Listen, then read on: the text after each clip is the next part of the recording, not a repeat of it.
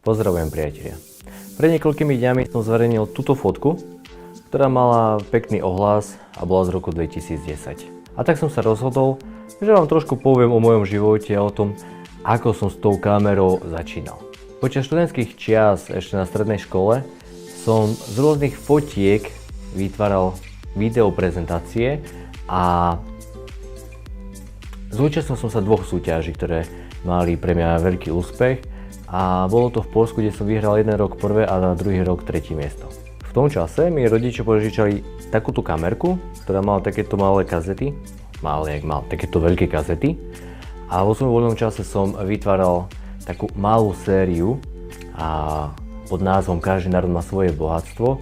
A bol to taký mini dokument o drených kostolíkoch, ktoré boli v okolí Bardejova. Od roku 2009 som vlastne točil rôzne kultúrne podujatia, školské akcie a poviem tak, že ako každý kameraman v dnešnej dobe, a ja som začínal na tých svadbách. Ako čas postupne plynul, tak vlastne získal som väčšie zakázky, menšie zakázky, väčšie svadby, menšie svadby a v tom čase som vlastne fungoval pod značkou Feckanič Video Studio.